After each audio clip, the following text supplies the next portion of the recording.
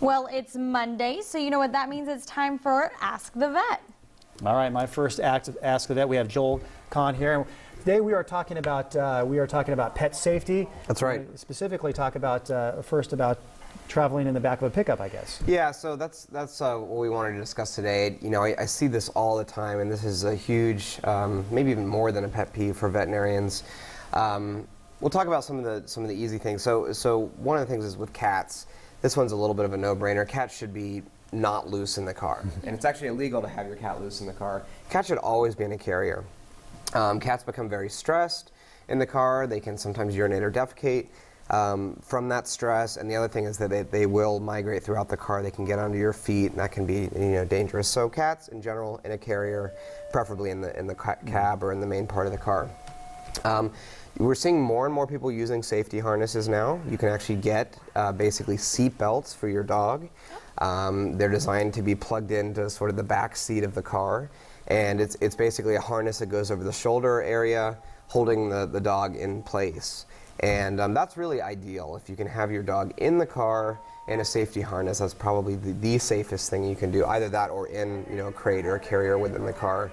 Obviously that doesn't always work out. Some dogs do better being out, but if they have to be out, being in a safety harness.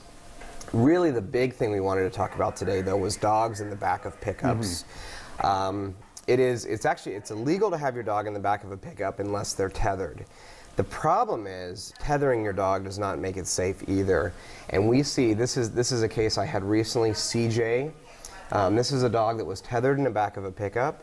The tether was slightly too long. The dog jumped out of the pickup and was dragged. And we see this all the time. It's really, really common, and it's very sad because a lot of times these are owners that tried to do the right thing. They didn't realize that there was a danger that existed to their pet, and in some cases the animal can die from this. They can actually be, if they jump out and the leash is really short, they can be hung from the leash and be strangled. If it's longer, or sometimes they slip their collar, they get dragged. So is there a standard length that it has to be? Well, what I would recommend is not doing it at all. So this is how he came in, front legs, and then we have some shots after he's healed from this. This actually could have been a lot worse. This wasn't as bad as it could have been. There he is with his bandages. This is a couple weeks after treatment. He's healing up nicely. Nothing broken, no serious damage for him. He was lucky. What I would recommend is not doing the leash thing at all. Your dog should be in a crate. If you have to have them in the back of a pickup truck, have them in a crate that's small enough so they can just turn around, lay down, but not so they can run back and forth from side to side and get into trouble. Because if you slam on the brakes or someone hits you from behind, especially if they're on a tether, they're going to go flying. Certainly if you're going to have your dog in the back of the car, have them on some sort of confinement. Having them loose is probably even worse. Yeah, the law states it needs to be, the pet needs to be on a leash, right, or a tether. Right. You think at some point in time they may move towards a crate just for I don't know. safety? Yeah, I think that there's definitely a push from the veterinary side, because we see this all the time. Every month an animal comes in, and sometimes it's something that you wouldn't even think about. I had an animal a few months ago.